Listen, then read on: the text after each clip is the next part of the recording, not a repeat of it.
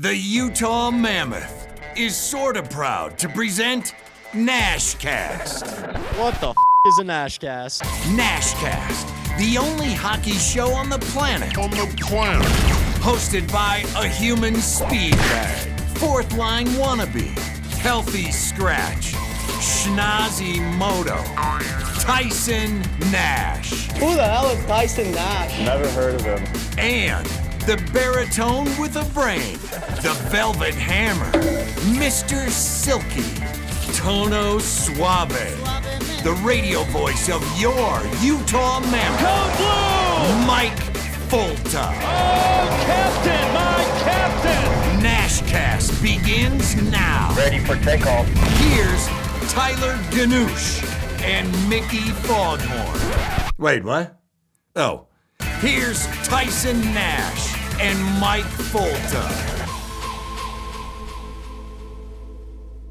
Feeling good, Falsey. I mean, you got to pretend, right? You got to pretend. I know things are tough, buddy, but this is part of the NHL. We know that. You know that. You've been a part of it for long enough to know that it's the ebbs and flows, the National Hockey League. But they will find a way. I know everyone in the Mammoth Nation, they're a little concerned, but they will find a way. They're too good. They're too skilled.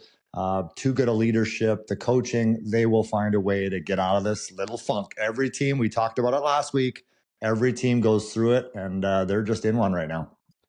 Yeah, tough start for the Mammoth, and the road trip's been catching up to them a little bit. We're in Anaheim tonight to take on the Ducks, a really good Ducks team, so the road trip's not getting any easier, but 4 straight losses for the Mountain Blue, and it started out with a couple of close losses, and then, you know, things started to deteriorate a little bit. Had a tough one on Monday against a really good San Jose Sharks team. Boy, they are not last year's San Jose Sharks or the year before that or the year before that. It's crazy, Nasher. Like the Sharks, I think on November 8th of this year, finally got above 500. That was the first time they had been above 500 since March of 2022. Like at any point during a season, they hadn't even been 1-0 up until that point for the last like 4 or 5 seasons. So the league's just different now. It's incredibly competitive, and Utah's struggling to find their footing a little bit. But the good news is you got out to such a good start that even with this dip, you're still like right in the mix and right in the middle of everything. So plenty of time to right the ship on this road trip and before the holidays. But yeah, Utah's got to figure out a way to get it going. And Tyson, it's been difficult being around the guys on the trip because everybody's playing with a heavy heart. We found out on Thanksgiving night while we were in Dallas that Clayton Keller's father, Brian, had unexpectedly passed away, and Kells played that next night in Dallas. He played 2 nights later in St. Louis, his hometown, and he gave a really emotional post-game presser after that game in St. Louis, and even the night after in Dallas, it was Lawson Krause talking to the media, and you could feel the weight that was on not just Kells but on the whole team. And so that's something that this group is still trying to find their way through, and it's been hard not just on the ice, Tyson, but off as well. Yeah, and you know what? This is going to help this group moving forward. This is going to galvanize this team together. When you go through something as tragic as this has been for obviously the captain of their team, Clayton Keller, he's their leader, right? And to see him struggle, but to also see him fight and battle through all the things that he's going through, right? And anyone who's lost a parent knows, and obviously a bond, a father-son bond is super, super special. And it's heartbreaking. It's gut-wrenching, but the fact that he played in those games and how hard he played and battled, what an inspiration to the rest of the group. And they will get this back on track. And right now I was good in the locker room, right? And oftentimes that's where they kept me, in the locker room. But you got to find a silver lining, right? In all of this, you just got to, lighten up the room somehow, because as you said, they're wearing it. The losses are piling up. But when this group finds their footing once again, it's going to be scary. And speaking of father-son relationships, man, did we have a special night with a special guest, Eddie Olczyk, his fight, his battle with cancer. Obviously, Nicky, we're just so blessed to have him part of the broadcast crew. He has been a shining light for our group, and I'll speak for all of us. I know you work closely with him. I know you guys are extremely tight, but what a moment that they had. Craig Amazine, our boss, put this all together, and man, I didn't think they'd pull it off, and they pulled one off. Who doesn't love surprises? So I hope everyone really, really enjoys this podcast, this show, because it was a big one. It was a great one, buddy. And if anybody missed it on Hockey Fights Cancer Night, Eddie Olczyk drops in the middle of a live hit that Nick is doing on the pregame, and Eddie O surprises Nick. He just walks into the camera shot, and Nick just starts losing it. And I thought Kim Becker was handled it beautifully, because that's a tough spot to be in, right? Let them have their moment here.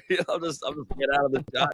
And Fultz, did you see it live? Did you see it live yourself? I had my monitor up at the broadcast setup, and I couldn't hear what was on the TV, but I watched it. I watched it live. Yeah. Yeah, you didn't need to hear. You really didn't. It wasn't about what was said. And I had Dave Scatchard, one of my co-hosts. He was in studio with me. We were up in the Delta studios, and I literally lost it. I buckled. If I'm being brutally honest, I think I was as emotional as Nick was. It was one of those moments, and I just love surprises, right? And to be able to pull that off, it was just, I don't know. And this knows you certainly don't want this thing leaking. And it was like Niagara Falls on that night for sure. But then we had Eddie on the pregame show and on the NASHCAST as well. And oh my gosh, you get Eddie O and his son Nick talking about hockey, and then you throw them a bone, walk away, and they're still chewing on it when you come back an hour later. But it was they can both great. Talk a starving dog up a meat wagon, eh, folks? I love it. It's like you throw a grenade in the room and you let them go. You let them fight over it. It's unbelievable, and Nick is so much like his dad on purpose. Scary. And you could tell there's a really special relationship there, and glad that we were able to orchestrate that moment. It was really special. And we were talking about the Sharks earlier. How about this? Macklin Celebrity, eighth youngest to reach 100 NHL points, tied with Eddie Olczyk, of all people, at 19 years and 160 something days. The exact same number of years and days for those two to reach 100 points. We know Eddie is a great broadcaster, but he was one hell of a player back in the day as well. Yeah, don't you kind of forget, right? Like some of the guys, I don't even know they know I played, but it is fascinating. And that is the best part of our job, is the research and doing a deep dive into Eddie's career, and what a career it was. He knocked my socks off. I had no idea he was that good. I mean, he scored 342 goals. He was drafted in the first round, 3rd overall, won a Stanley Cup in, 95. With the Rangers, and on top of it all, for my money, he is the most polished, best broadcaster, color analyst to literally ever do it. He really is, and you're dead on. I mean, not a bad guy to try to emulate when you're the son of Eddie Olczyk. So it was unreal to have him in the studio, to share his stories, to talk about his fight with cancer once again. He is literally the poster child for the NHL when it comes to cancer. He's lived it, and he's beat it as well. And that's the best part of it all. And hopefully it stays that way. But I hope you guys enjoy Eddie Olczyk, everybody. All right, we're back with the man. Are you kidding me? Oh, yeah, that's something special. That'll be on the dartboard. What's up, Nasher? I'll sign that for you later. Don't worry, man. Great to see you. How you doing, man? Awesome, Great to see you. Eddie frickin' O in the house here tonight. Will you sign that for me? I will. I thought our wives were the only lottery winners around here. Like, how did we get to win the lottery? I know. This guy is a legend. I'll just tell you, Mr. Chicago, right? Stanley Cup, 1984. We were Black Aces. Long time ago. With the Vancouver Canucks watching that when you were hoisting that bad boy. I was a Black Ace too at that time, and it was. You don't realize how hard it is. I mean, look, it's hard enough to play in this league. I don't care what era it is. Yeah. But when you finally get a chance and you are able to hoist the greatest trophy in all of professional sports, you realize, like, oh, well, that's what it takes. You know, like you think, like, you know, when you're a young guy, like my rookie year in Chicago, 84, 85, we went to the conference finals against the Edmonton Oilers. And we got to within 2 games of the Cup final. Little history note. The conference finals in the Western Conference that year, so the 85 playoffs, I believe there was 63 goals scored in the 6-game series. It's still an NHL record. Wow. The first 2 games of that series. Now, I mean, you think about think about Gretzky, Mess, and Koff and Curry and all those. At that particular time, we lost the first 2 games of that series. I think we lost like 12-4 and 9-2 the first 2 games of that series. Wow. We went home and won the next 2 games. We went out to Edmonton and lost like 10-3, and then we lost like 8-1 game 6. But I mean, you know, like that was the way that it was. And all of a sudden, 10 years, it took me 10 years later to get to a team where I was a role player, an extra spare part. And it was, I mean, to win the Stanley Cup that's why you play. And it took 10 years to get back there, you know, so. There he is. Me and Mike Hartman, Hardy. Hearts. That's it. Look at the arms though, eh? Like like that's what people don't understand. Oh, what you go through to win that cup, the toll it takes on your body. I played one game that playoff, and I played in the game that Mark Messier predicted that we would win. The game in New Jersey. And we were down. That might have been look, I guess I'm going to be a little biased here. That game that Mike Richter played in goal in Game 6 in the Eastern Conference Final, we got down 2-0. It could have been 7. We were awful early. Kovalev scored, made it 2-1. We started finding and then we knew we were going to win. And then Mess scored a hat trick in the 3rd period in a game that he was, you know, give it the old Joe Namath and says, okay. I remember watching that game. Tell us, like, take us back. Like, what was that feeling like? You wanted to win a Stanley Cup your whole life. Like, you're holding it. Like, you did it. You're in Madison Square Garden. Like, what did that feel like? I thought about all the people that had helped me. I thought about my family, and I thought about the city of New York of waiting 54 years since 1940, since they had last won a Stanley Cup. Now, I'm a Chicago guy. I'm a Cubs fan. Ranger fans had it easy. Ranger fans only had to wait 54 years. Cub fans had to wait 108. So do the math. But it was a dream come true, because you see. I remember Lanny McDonald grabbing that cup in Montreal, and and Raymond Bourque, and then Gary Thorne on the call on ESPN, and Raymond Bourque holds the cup when he was in Colorado. So it was that's why you play. That's why we played.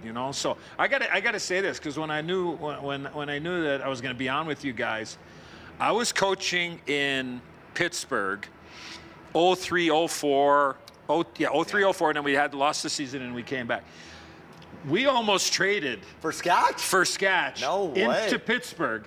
You got off to an unbelievable start. Like, he played, you were in Boston. No, were you in Boston at that year? Islanders, but I think the year that you were trying, or I got traded from Boston. Right, but you got off to an unbelievable, didn't you? You played you had 4 goals in 12 or 13 games. I had 2 hat tricks in a month. Okay, well, there you go. There you are already. And look, okay, hold on a second. Just like you and a rookie Crosby. I guess anybody could coach and stand behind a bench when you got arguably one of the top 2 greatest players ever to play in the history of hockey on my right, but right now my left. 100%. The captain, of course, who... Oh, not us? Right now. The picture. Now think about it. He was the captain. He was the best player in the league at the time, even though he'd been battling and a lot of things going on, on and off the ice with health issues. By the way, he owned the team too. Unbelievable, eh? Think about it, right? How good was he? He was so good, bro. Gosh, It was so good. I played against him once. He would do these one-timers on the power play from like the goal line that were the goalie. Yeah. He's like, I got it. Like there's no way he can score, and he'd shoot 5-hole, and he'd do it over and over and over, and we didn't know how to defend it. Nobody could defend it. So I run into Mario at Tao in New York City, and I'm like, oh my God, it's Mario Lemieux. And like, I put my head down, like I never talked to him before. Whatever. He needed to get a restraining order for God's sake. He goes, you're having a great year, man. He's like, we're trying to trade for you right now. And I'm like, what? Lemieux said that to you. Mario Lemieux said it to me. And I'm like, oh my gosh. Hurry up, would you? Hurry up. Can I get a wet nap, please? Hey, but honestly though, I remember, we need a big right-handed center iceman.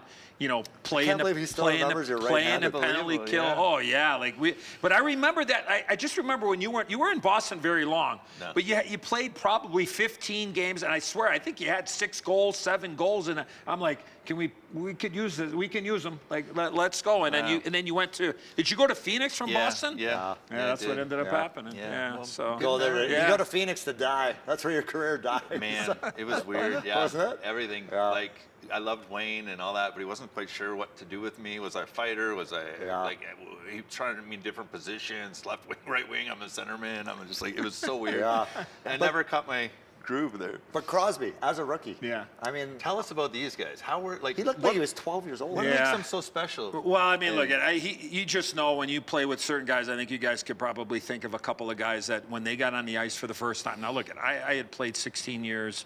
I was broadcasting for 3 years. I wanted to go to the American Hockey League in Wilkes-Barre, Scranton, and start in the American Hockey League and start coaching. The interview went pretty well, obviously, and then I got offered the job because we were in a plan of rebuilding. We were going to blow it up. We were going to trade Yager and Robert Lang and Marty Straka, and we were just going to blow it up, right? We're going to blow it up. And I was going to build with the team and do that. And obviously we did. You think about the 3 straight drafts that the Penguins had back in 03, 04, 05. A guy by the name of Marc-Andre Fleury.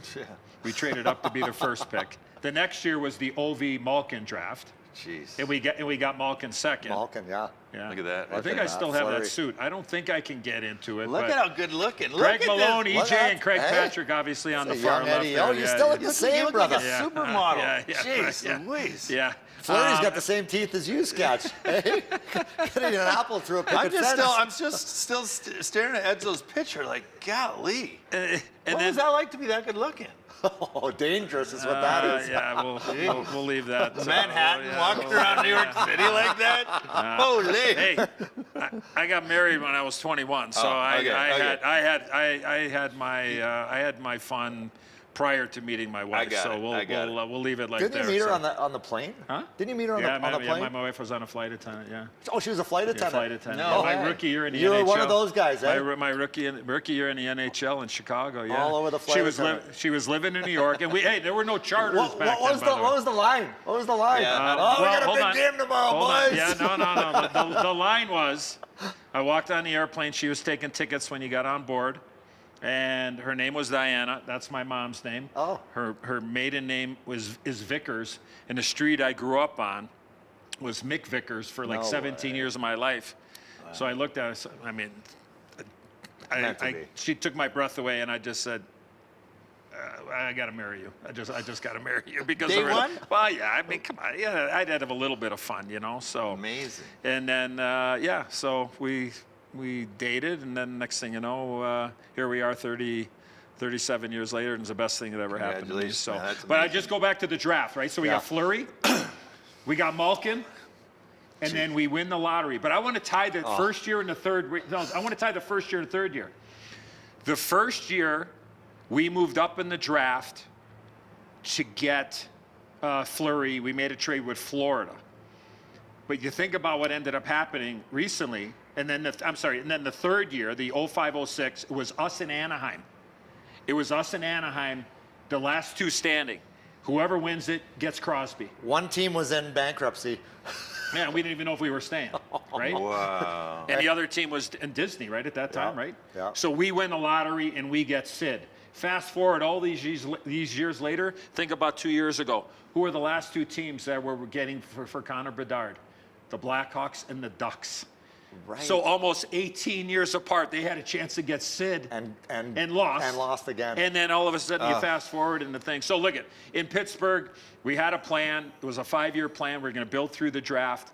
And it was expedited when we won the lottery and got Sid, because now all of a sudden Mario made the comeback. And then all of a sudden we found money and we went into free agency and we signed John LeClaire, Mark Recchi, Ziggy Palffy, Sergei Gonchar. Yeah. So we tried to go from rebuild crashing to all of a sudden to make the playoffs, you know. So, but I loved every second of it. It made me a better hockey guy when I got the opportunity to be behind the bench and learn. And you know, I mean, I missed the teaching part because that first year we had young guys. And it was a lot of fun to be a part of. And then sure enough, I wasn't able to see it through. And then eventually 4 years later, the Penguins are winning their first Stanley Cup with Sid and the big boys. You laid the foundation. Well, I think a little bit. So it was a lot of fun to be a part of. Yeah. Well, what a legacy, though. Like, look at how many years of hockey in different positions, and now you're broadcasting, and you're like in the mix the whole time. Yeah. That's really cool. It's a great gig. That's a beautiful story. It's a great gig. But I have that picture in my office at home, and I just think about it. You know, like just where I was. And again, look at where's Yags? Just next to him? No, he's gone. He's gone. Yeah. No. I'm sure. Well, on that bench at that time, we got Recchi's there, Palffy's there, Gonchar's there. Now, unfortunately, that year, because of financial issues, they would not let me have Marc-Andre Fleury, because of the bonus situation. So he was our best goalie, but we couldn't play him because the team wasn't going to pay him his bonuses. So he was in the minors. Wow. While that was going on, and I think that was and then he went to World Juniors that year too. So he only played for me when I was there, because I got fired right around Christmas. He only played, I think, maybe in 6 or 7 games at that particular time. Merry Christmas. Yeah, that was tough. I was very frustrating. Oh, I can't imagine. Look at. I was the one that had to tell him that he was going down. Right. And it was emotional. Like, we laughed about it last year when I saw him, and it was emotional. Well, it doesn't seem there were fair, tears. right? No, it wasn't. Yeah. And he understood, but he didn't understand. Right. And I'm just saying, look, this has nothing to do with you. Like, trust me. Yeah. You're going to be great. You're going to play a long, long time, But going back to the Crosby thing, the first time he stepped on the ice, you just knew the guy was breathing different air. He just got out there, and that. I'm stealing that. Jacked. He got out there, and you just felt like, man, okay, like we're gonna ride this horse to the finish line right here. He's just a beast. Just different, and he's lived up to it without any hesitation. And he's still doing it. First First guy out on the ice. It's scary. Work ethic is incredible. It's scary. Yeah. And he's so smart. Like, when we would do video early, put on, and again, I'm going back, I'm dating myself, but you had the old VCR and the VHS machine. You're hitting rewind or whatever, and you're sitting there, and I'd run a play. And early in his career, like a lot of young players, like to circle. Swing, yeah. No stopping and starting. So I put the tape on, and we were going to run the play. He goes, yeah, I probably should have stopped here, right? And I said, you got it. And showed him the play, ran it a couple of times. He goes, run it back here.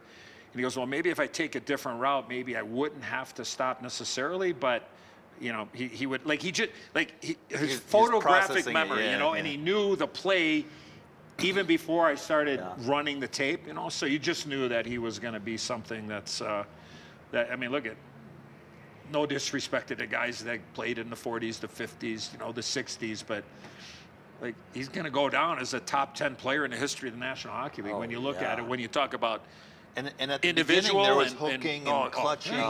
He fought through all that. He's not a big guy. Yeah. He's super impressive. Very special without a doubt. Yeah. Speaking of breathing different air, this guy sucks up all the air in the oxygen with that freaking nose of his. I can't Whoa. Why do you have to go there? Hold on a second. Because he doesn't hey, stop. The three of us could use a blanket to blow our nose. Okay? Couple baked potatoes in here. Easy. Extra anchovies. Holy. Yeah. Well, Edzo, I got to ask you, Hockey Fights Cancer night tonight. I know you literally are the figurehead for the NHL just because you're so well-spoken. You nail it. Thanks, Nash. TNT, unbelievable. Thanks. But, I mean, when you first found out, I can't even imagine. Yeah. I know when you hear that word cancer. And thank you for that. I no family history. When I heard the word cancer, the first thing I thought of was, how long do I have to live?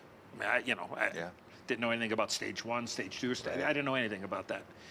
But on August the 4th at 7:07 p.m. of 2017 is when my life changed, is when I got the phone call telling me that I did have stage 3, and they were recommending 6 months of chemotherapy, and then we will reassess from there. I couldn't go to the bathroom. I couldn't go number 2. And I was constipated for a couple of days, which was not normal. So I did a test, and they looked at me, and they said, look, we got to go in there. We got to get you cleaned out first, and then we have to assess what is going on in there. I had a 6-hour surgery. They removed a tumor the size of my fist. Jeez. And they sent it out, and I was lucky enough where they connected my plumbing on the inside. And then they got a hold of me 5 days later and said, this is the plan. And it changed my life. I'm glad I'm the one that ended up getting sick, because what I know about the disease now and learning it from our friends and just family, and nobody is immune to it. It does not discriminate. But it would kill me to know and love somebody, and everybody's got a circle that is going through it, because it does test your will to live. It does. I mean, there's no other way to say it. And if I didn't have the doctors that I had, I didn't have the employers I had. At that time, I was doing games on NBC, and I was working for the Blackhawks. I had unbelievable employers, and I would encourage anybody out there that is in charge of people that maybe work under you that are ill or are battling like that. It could be anything. It could be anything besides cancer. Is to have the compassion and the understanding is that sometimes these people need to be resting, and I had that ability, because they told me, you want to work, you work. If you don't want to work, you don't have to work. So I didn't have that pressure of having to work. So if I took my medicine, is that I could rest for 3 or 4 days. A lot of people can't afford to do that. I understand that, but that's why I'm begging for employers is to have that compassion for the people that are working for you, is to let them know, hey, it's okay. We got you. We're gonna cover you, and when you get back, we'll figure it all out. But for me, it was my family, it was the team of doctors, the employers that I had, the hockey fans, the horse racing fans.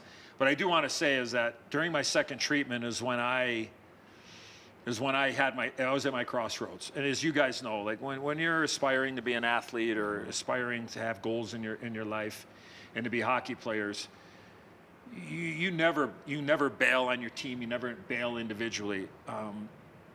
But when I got into my second treatment, all of my side effects kicked in. Nosebleeds, headaches, blood clot, and I could not control my bowel movement. I would just absolutely, literally just crap the floor. And I'm like, I'm only in treatment number 2. How am I gonna get through 10 more treatments? Wow.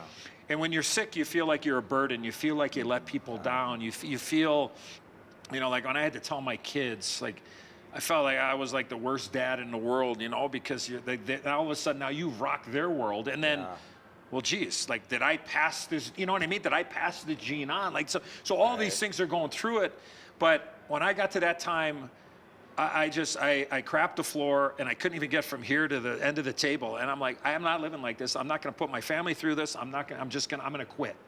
So I was taking 4 hours every 2 weeks at the hospital, and then I would take 48 hours at home every 2 weeks. And I had a port in my chest where the medicine would go, and I had a fanny pack that would go off every 90 seconds.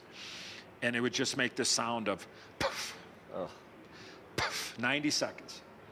And I had enough quiet time to last me a lifetime. And that's the medicine? Is that that's the medicine going into the pump, exactly, wow. right? And you'd hear it, because it's, it's quiet, feeling. It's quiet. And I told my wife, I'm quitting. And I got the greatest inspirational speech from my wife, Diana, where the conversation lasted 20 minutes, and I cried for 25 of it. And she told me, look, you got to fight. You got to fight for me, you got to fight for our kids, and you got a lot of people that love you, and you got to fight. And I needed that, because I had never quit. We had never quit at anything in our life. Didn't matter what the score was. Right. Didn't matter what somebody said, you're not going to make this team. You can't. You're not fast enough. You're not tough enough. You can't score enough goals. Whatever it is. Like, well, you know what? I'm gonna prove to myself. I don't need to prove you wrong or anybody else. I had never quit at anything. Like, I'm a big horse player. I love the track. If I was ever down $200 at the track, well, check that. If I was ever down 2,000 at the track, I ain't quitting. Hey, one sec. So we got something happened earlier in this game tonight. Something real special while we're at commercial break. Oh my gosh. We spent a long time preparing for this, keeping it a secret. It was a secret, yeah. Unbelievable. You can't make this up. This is the best TV on the planet.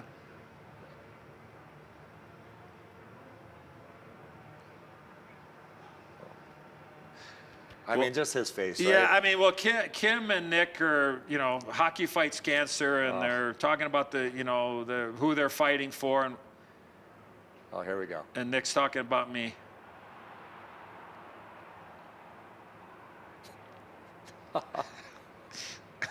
Wow. Wow. Yeah. Nicky had no clue. You know what? He looked at me. Literally no clue. He looked at me, and the look I saw my son have, he looked at me, was like, That's my is dad. this my dad? This guy looks like my dad. That was it. We were crying in here, me and Scott. I mean, who doesn't love surprises? I mean, this is, and I can tell you. So beautiful, though. When you're not around, he is the proudest kid. I mean, he absolutely adores you, man. And we adore him. Thanks. We really do. Yeah, I'm he proud is of just him. a breath of fresh air. He was on his way to be a freshman at Colorado College, and I thank the Mammoth for setting this up, and especially Craig Amazine, who I've known for 30 years. We worked together on NHL radio back in the day, and I think I'd like to think he showed me a few things when I was a young broadcaster. So. But I mean, I appreciate coming in, and Nicky was on his way to Colorado College as a freshman that year, and he said, "Dad, I'm not going." And I mean, that broke my heart, and I'm like, I'm gonna be okay, I promise. I look at if I'm not, I will let you know. I don't want you got to keep living. I want you to keep living. Mom will keep you updated. If I need you, we'll come see you. All that kind of stuff, but. That was the hardest thing, was telling my kids, because you feel like you let them down, but that was awesome. That was really special. What do you think got you healthy again? What was it? A mindset? Was it a digging in and saying, I'm going to fight this thing? What was it that gave you the strength to keep going? When obviously your wife's speech, but yeah, I got lucky. Yeah, I do. Somehow I got lucky, Scotch. I had an unbelievable team of doctors at Northwestern in Chicago. My family, like I said, I mean, all the friends, everybody. I felt like it was us. It felt like I had I didn't want to let anybody down, and I was just going to fight it. And the one thing that people ask me all the time is, do you look at life differently now than you did when you were sick? And I think on small things like, when I lost my bag today coming from Winnipeg to get here today. I mean, that didn't bother me at all. Probably would have maybe 10 years ago. Yeah. Sitting in traffic, somebody cuts me off. I probably would have got a little lippy, but now I'm like, nah, it's not going to happen. But the one thing I will say is that when I was in my battle, somewhere along the line in my life, I always learned to let the most important people in my life know how I feel about them. Family, friends, teammates. Man, you know what? I love you, man. My life is better with you in it. You know what I mean? Just little things like that. I don't know where I learned it, but I always have done that. And when I was going through my battle, besides wanting to quit because I just didn't want to burden everybody with everything, is I was at peace when I was sick because the most important people in my life knew how I felt about them. And if I didn't wake up one morning, I felt like everybody knew. And that helped me. Yeah. That might be the only thing, Scotch, to the heart of your question, is that helped me get through it, is that everybody knew and my life had been better because they were in it. And that helped me get through. And I got lucky. And the one thing I will say, coming out of it now, and I got diagnosed in 2017 on August the 4th of 2017, and then in March of 18, I was clean and clear. Wow. So, I can't believe I'm going on 7.5 years now. But the one thing that I've learned is that it is an emotional roller coaster. It never leaves you. Anytime I you know, I have scars all over because of the surgeries and everything. There's certain smells that come to me when I'm traveling or I go to the hospital for a checkup. It takes me back to that place.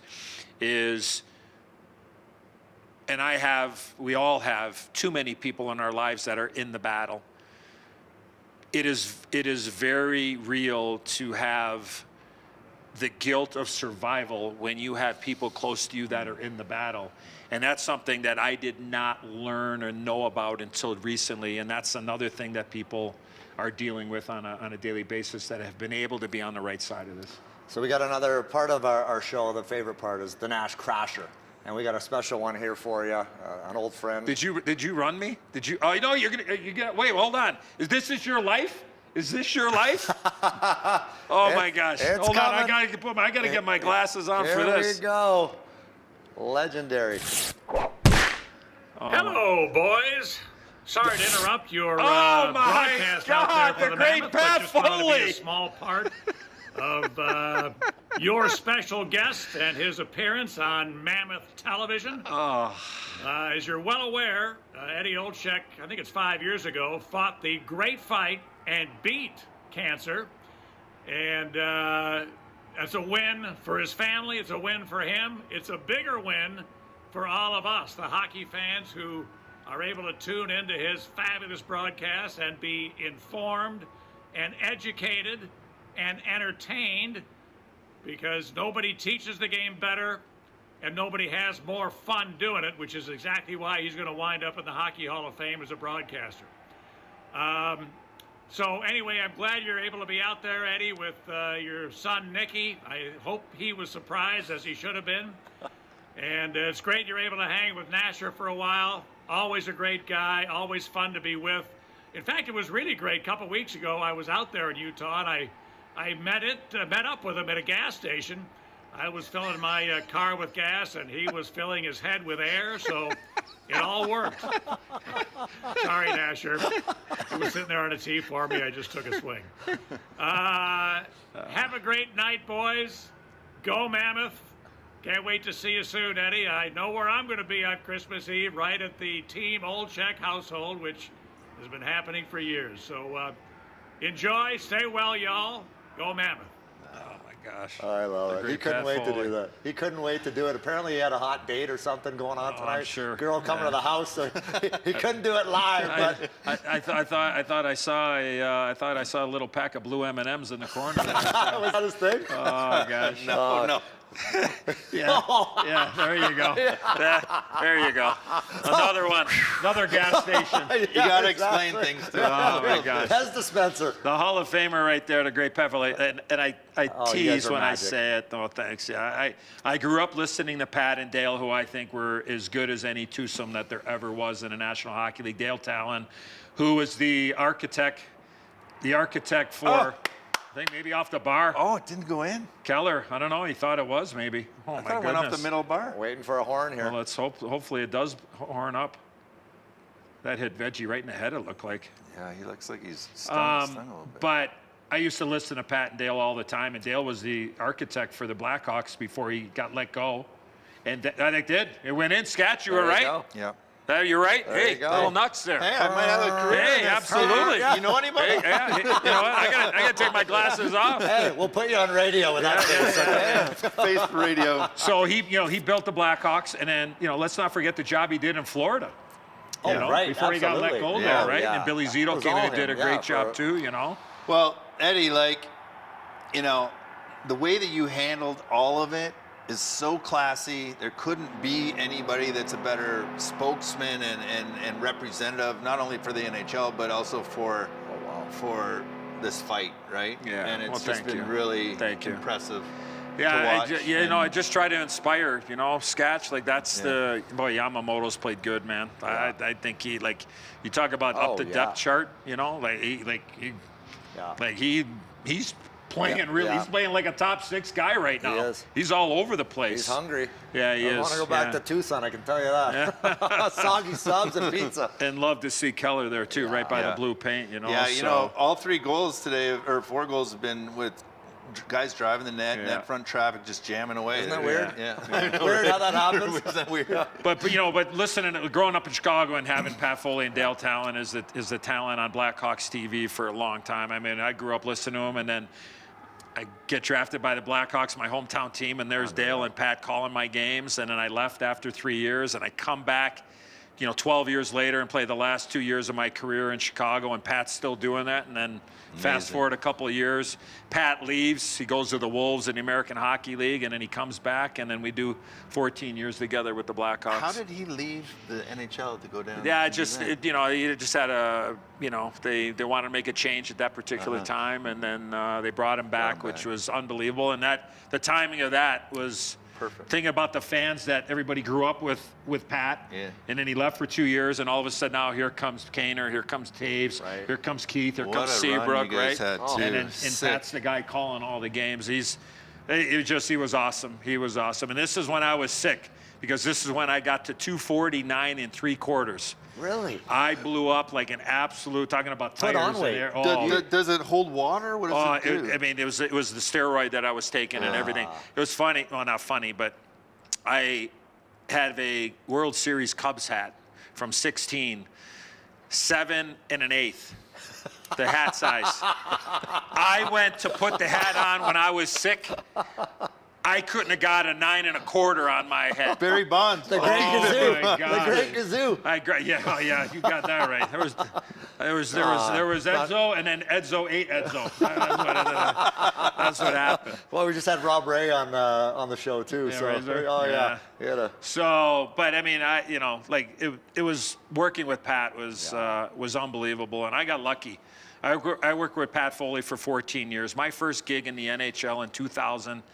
I got the job in Pittsburgh, and I worked with the Hall of Famer Mike Lang.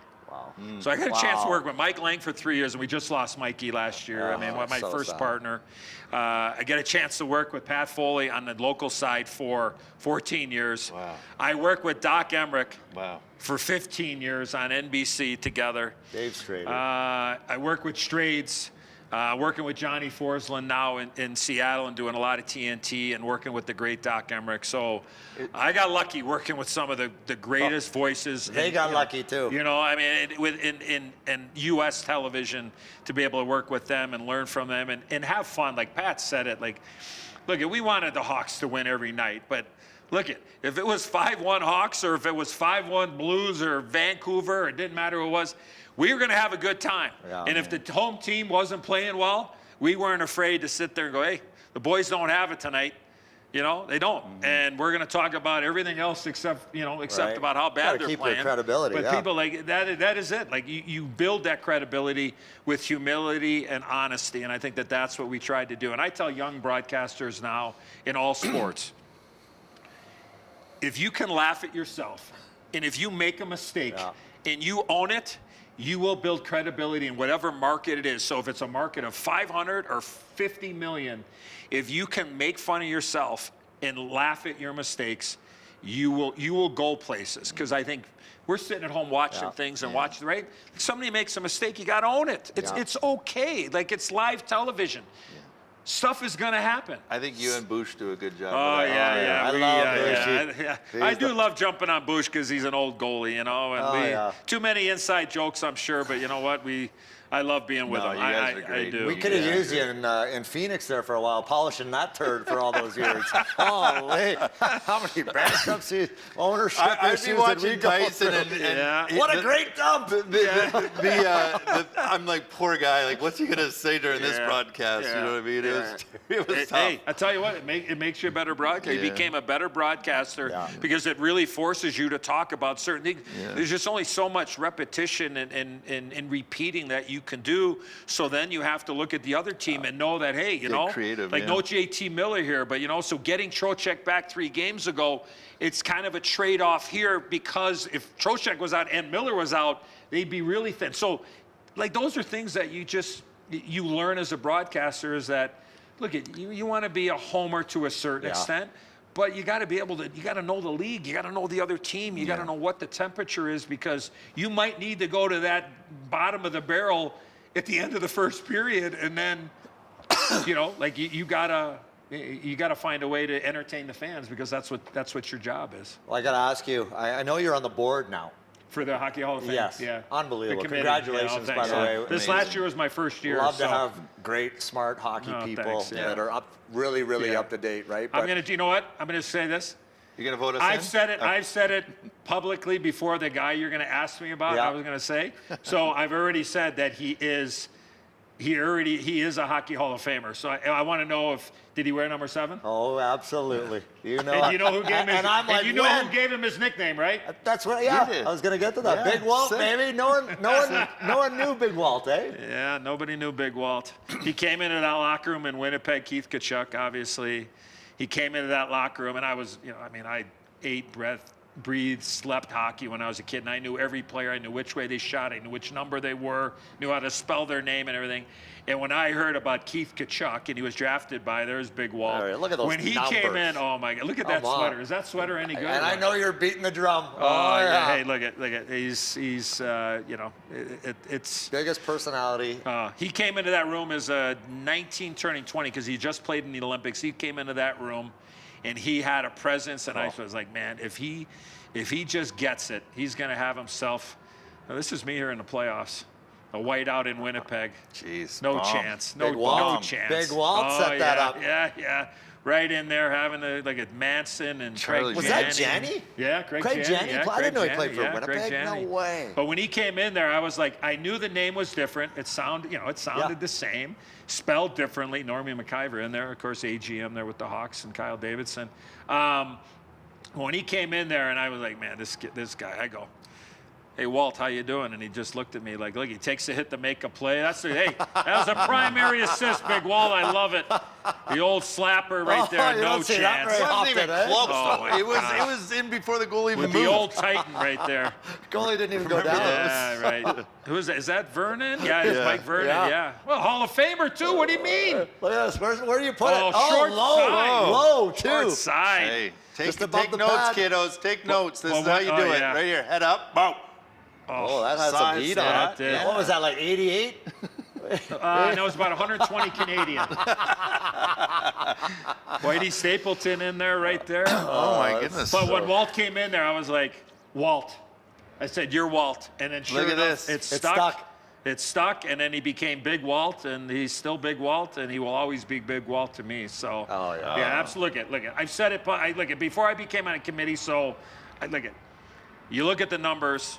You look at the type of player that he was. You talk about the prototypical two-way, right? Yeah. Sketch. Yeah. Amazing. Every GM in the league is looking for a guy like that right now. Oh my Another gosh. Tom Wilson. You know what?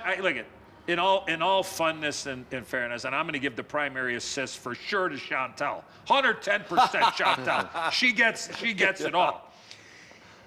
The guy's a Hall of Famer with the 2 kids that are playing in the show right now. You know what I mean? Oh, yeah. Yeah. Oh, yeah. So, and the daughter is the best athlete of them all. Right, exactly. Wow. Oh, yeah, field hockey. I love him. To play with him and play it on the line with him for a while and to just see the career that he had. I mean, Just it's strong. In front of the net, there was nobody better. He was the guy that taught me how to treat people and the trainers. And the trainers. I'd never seen anything like it. I don't know where maybe he learned from. I hope he learned it from somebody. Yeah. A veteran guy in Winnipeg when he got there. Yeah. Hopefully he learned a little bit of that. Every plane ride. I know Donor did. We'd get the per diem, and that per diem would go right to Stan Wilson, right to the trainers, a different trainer every trip, on top of taking them out for dinner that night as well. Then the tips that he gave these guys. Always said it, as you guys know. Scatch gave verbal tips, but Big Walt I said, don't play leapfrog with the unicorn is what I said. That was my tip. Used to give him tips at the racetrack, so that was my tips every once in a while. I tell any young guy, because I learned it when I came in '84. I learned from Steve Larmer, Dennis Savard, Troy Murray. Shout out to my pal Slade there, who was in a battle. Yeah. These guys are the lifeline. They're your lifeline. Yeah. You take care of these guys. You respect these guys. They will take care of you the rest of your life. Yeah. Not just when you're playing. Yeah. They will take care of you the rest of your life. And it has nothing to do with swag or new stuff. It has nothing to do with that.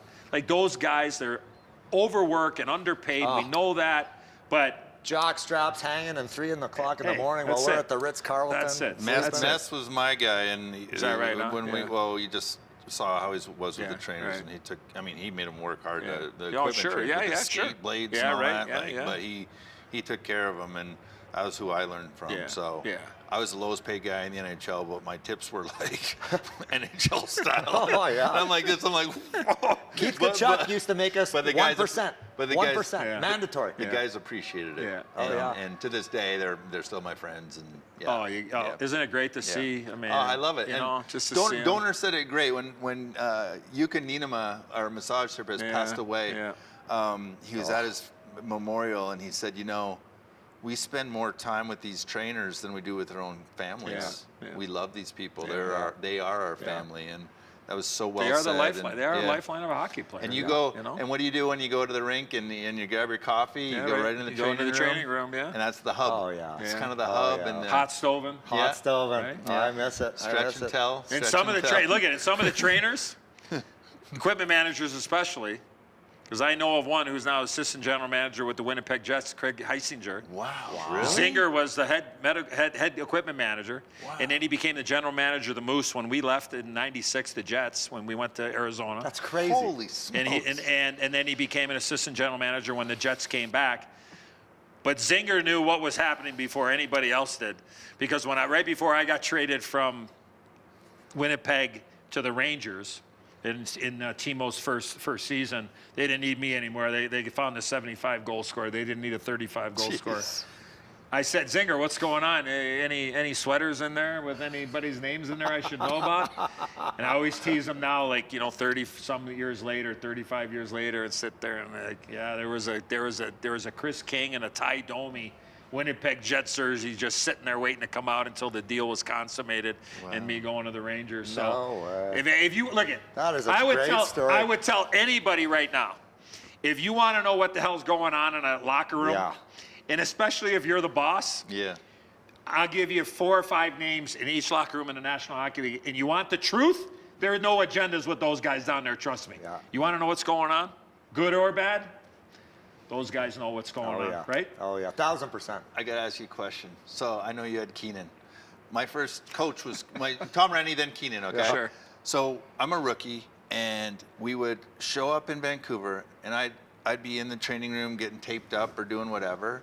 And fucking Keenan would be on the massage table getting a massage with a towel over him, and he'd be listening to everything. Then you go into the steamer after practice, and it's all steamed up, and you can't see, and he'd be in the corner with the towel just sitting there. Just waiting. So you had to be careful what you were saying. 2000 on. He's like, he was unbelievable. Did he ever do anything like that with I you was guys? his whipping boy. Yeah. Really? Honestly, when I got to New York, just facts. I was playing in Toronto and Winnipeg. I had gone 5 straight years with 30-plus goals in the NHL for 5 straight years, and there were only 7 players in the NHL from 87, 88 to the 92, 93 season that had 30-plus goals for 5 straight seasons. Wow. I got to New York, pretty much my career ended as far as individually. But when I got there, his mind was made up about Eddie Olczyk long before, because I'll tell you a quick story. So I love this. We're getting ready for the start of the year for the cup year. So the 93-94 season. He brings in a big video, and again, the Rangers hadn't won a Stanley Cup in 54 years. The Yankees had won, the Knicks. So he's showing a parades of all the champions in New York. Great, it's with music and everything. He brings it in, he wheels it in, and then he stops talking. He goes around the room. We're all sitting around the room. We got like 27, 28 guys.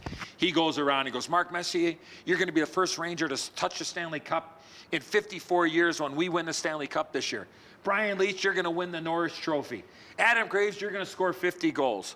Joey Kosher, if anybody touches Mark Messier or Brian Leetch, you're going to kick his ass. He goes to, and then he goes to whoever, Alex Kovalev, you're going to score 40 goals this year. And he's going around the room. And then he looks at me and he goes, and Eddie Olczyk. Pause. He goes, you might not play all year long, but you're going to have a role on this team. Are you kidding me? I went, after your career? I went, okay, so I guess I'm going to be a spare part, Wow. And that's what I was. So his mind was made up. It didn't matter, how I played or what, and that's the way, but my career was here, and then all of a sudden when I got to New York, it ended up, now look, we won the Cup, and if we wouldn't have won the Cup, it would have been the worst. It would have been the worst year of my life, and the worst time of my life. But I think that, you know, he crossed the line too many times. He quit in games on us. He would stop coaching if we fell behind. He crossed the line on some guys, and we're playing in Chicago. First game for Steve Larmer to go back to Chicago after they traded me. He played 875 games in a row with a Blackhawk sweater. So we're in Chicago, and obviously I'm a very talkative guy, but on the bench I would always be, you know, yelling out and just, you know, hey, heads up, or, you know, what, icing, or, you know, always knowing who's coming, who's going, just really chatty. So we're up 2-0 in Chicago. Second period, long change. All of a sudden, I always look with the linesman. You don't look at the trailing linesman. You look at the front linesman to know whether it's going to be icing or not.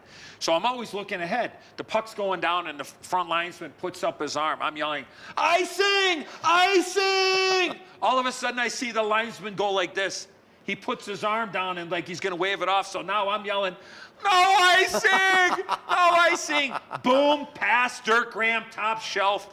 They score. Who is up my rear end? That's your fault, Olczyk. Shut the blank up. Shut up. You're not playing. I hate when you yell. And I'm like, you know what? I'm going to yell louder the next time. So sure enough, I just yelled, and we ended up winning. Larmer scored on a penalty shot in that game. I think he scored on Eddie Belfour. Actually, his first game back, I think we won 5-1 in the old. But the next time something happened, I just started yelling even louder and louder. I wasn't going to let him bully me, you know. But so, he liked that, actually. Oh, I know. I think he wanted to. Yeah, if anybody went like this, he would like, okay, this guy's out. Exactly. But I didn't. You know, for him, like, he crossed the line. And I believe we won in spite of him. Because in game 4 of that series with New Jersey, the conference finals, he did not coach for almost 25 minutes of the game because we were losing so bad. And he benched Brian Leach that game. And the media went to him and he said, oh yeah, he's got an elbow problem. They went to Leachy after and he was like, I'm fine. I got no problem. So after that game 4, we have a locker room. I was an extra player. I wasn't playing until game 6. We're sitting around and he's kind of going off on everybody. He goes, anybody got anything to say? So I'm like, well, I'm one of the leaders on this team. I'm going to grow a pair and I'm going to stand up. So I'm not playing. I'm sitting next to the guys that played. I stand up in my suit. I stand up and I go, we got to stick together here. It's 2-2. We're going home. We got home ice. We're going to beat them at home, and then we're going to come here in game 6, and we're going to go to the Stanley Cup final. But we got to stick together. Wow. Every shift, we got to, every game. And he goes, and he gets up and he goes, what are you saying? I'm not loyal? What are you saying? I'm not loyal? And I'm like, look we got to stick together. That's what I'm saying. Take loyalty out of it. We got to stick together. Jeez. And all of a sudden, he kind of is like, all right, everybody out of here. And then like Kevin, and then I'm like, well, this is our dressing room. And Kevin Lowe goes, this is our room. Yeah. So put an egg in your shoe. So the coaches go and whatever, and then, you know, then we had a meeting, and then we went back. We didn't play great in game 5. Played awful early in game 6, but we found a way to come back late in game 6 and eventually win it. Hey, you know what? I got to say this. Oh, yeah, baby. No, you don't have to say it. No What do you big mean? deal, eh? You should see all the spelling and grammar mistakes in there. Holy jeez. No, somebody just whispered in my ear because I wrote a book too. I don't know if you realize this. Awesome. Mine came with crayons. So, are there any markers, magic markers for these sketches? No, man. You know what? I wish I could have had you sitting on my bench. I would have loved to, you know man. That would have been the biggest honor. Huh? I look up to this guy. I wrote it in the book. I look up to him. He's been classy. He's been productive. It, man. He's been a legend, and he's been an influencer in this whole NHL system for 30 freaking years. A long time, man. Thank you very much. It's been great being with you guys. I'm just honored to be sitting on the stage. Amazon. Yeah, bestseller, buddy. Whoa! Oh, I know. Yeah. I know. I heard about it for the last 2 days. My ears are bleeding. hey. Oh, bestseller. Just call me Mr. Author. That is awesome. All right, boys, we got to take a break. Well, hold on. Can I just say this real quick? It's probably a pretty good chance. Yeah. Because my wife has been shopper of the month at Amazon for the last 7 years. Join the club. I would imagine I get every box of boxes. So. Yeah. Well, there you have it, folks. Again, we pulled one off, one for the ages. I don't know how many. I've seen this podcast a few times. And I cry every time. I really do. How unreal of a moment that was between Nick and Eddie, his dad. And just the stories, the all around stories, right? And thank you, Eddie, for your time, for coming into the studio, for flying up. I don't think there's a busier man in broadcasting than Eddie Olczyk, right now. So appreciate him. Appreciate Dave Scatchard, my co-host as well. Foltz, I wish it was you, but Scatch stepped in, and boy, did he did an outstanding job. Scatch is a lot better looking, a lot tougher than I am. But you mentioned the travel for Eddie Olczyk. He's doing national games along with a full schedule for the Seattle Kraken. So there's not a lot of free time. There's not a lot of free days in his ledger. And that tells you all you need to know about Eddie O, is that he came out on a meaningful night for the Mammoth, but a meaningful night for the Olczyk family as well. So he's a great story himself. And he's got a million great stories as well. We're appreciative for him to tell a couple with us, and hopefully at Christmas this year we'll get to hang out at the Olczyk house again. That was fun last year. They opened their beautiful home to us in suburban Chicago, and had some great food and had some great laughs. Got to see Nick Olczyk's bedroom last year, Tyson, and talk about a house of horrors. I think he I don't even want to know what's going on in there. I think he had a poster of you up on the wall with like darts in it and stuff like that. Yeah, that's par for the course. I can tell you that. And speaking of course, I'm on my way. I'm going to represent this logo. Absolutely, the Mammoth. I can't tell you how many people just love this thing, right? Every time they look at it, they're like, that is just a beautiful logo. I mean, they knocked it out of the park. But again, the pod, I'm getting off track as I usually do. But what a show. And we got more to come, buddy. We're just really getting started. I don't know what show or podcast we're on, but we're in the mid-20s somewhere, and we are rocking and rolling, buddy. Thank you to you for obviously all you bring to the table. You babysit me. I know your back's getting sore, but I appreciate you, buddy. No, it's been a ton of fun, Nasher, and let's keep it rolling. We'll keep it rolling next week. But if you're listening to this or watching this on Wednesday, me and Nick Olczyk will be on the radio tonight at the Duck Pond in Anaheim as Utah looks to get back on track. It's a national TV game. It's a TNT game. So Nick and I will have your only Utah-centered broadcast. But Tyson, hit him straight, my friend. Can't believe you're still swinging them. My clubs have been in storage for 4 months now. I put them away in August, but here you are, staying in fine shape as you always do. Yeah, I'll be right in the bush, folks. If you're looking for me on the course today, I'm like a billy goat, right? I'll be it's the desert here, so I don't know what I can be, but I'll be a javelina. But anyway, thanks everybody. Thanks for listening. Make sure to hit all our socials. What is it? NASHCAST Official on Instagram, NASHCAST Official on YouTube, on X. I'll spit it out eventually. But hope you guys tune in and enjoy this one.